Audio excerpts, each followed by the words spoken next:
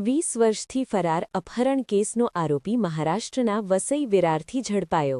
Vadodara crime બ્રાન્ચની મોટી કાર્યવાહી. વડોદરા શહેરના વિવિધ ગુનાઓમાં સંડોવાયેલા અને લાંબા સમયથી પોલીસ ધરપકડથી બચતા આરોપીઓને પકડવા માટે શહેર પોલીસ દ્વારા સતત અભિયાન ચલાવવામાં આવી રહ્યું છે. આ અભિયાન અંતર્ગત વડોદરા શહેરના પોલીસ કમિશનર નરસિંહ કુમાર અને સંયુક્ત પોલીસ કમિશનર નિલેશ જાજડિયાના માર્ગદર્શન હેઠળ ક્રાઇમ બ્રાન્ચે લાંબા સમયથી નાસ્તા ફરતા આરોપીની શોધખોળ હાથ ધરી હતી. તપાસ દરમિયાન ક્રાઇમ બ્રાન્ચની ટીમે ટેકનિકલ અને હ્યુમન સોર્સિસની મદદથી માહિતી મેળવી કે આરોપી મહારાષ્ટ્રના વસઈ વિરાર વિસ્તારમાં રહેતો હતો.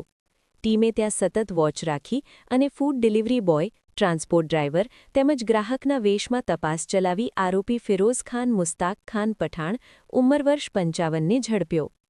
આરોપી વડોદરાના મકરપુરા પોલીસ સ્ટેશનમાં વર્ષ 2006માં નોંધાયેલા અપહરણના ગુનામાં છેલ્લા 20 વર્ષથી ફરાર હતો.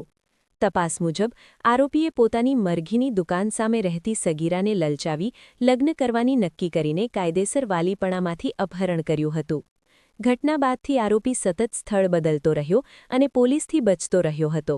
ક્રાઇમ બ્રાન્ચે આરોપીને કબજે કરીને આગળની કાનૂની કાર્યવાહી માટે મકરપુરા પોલીસ સ્ટેશનને સોંપ્યો છે.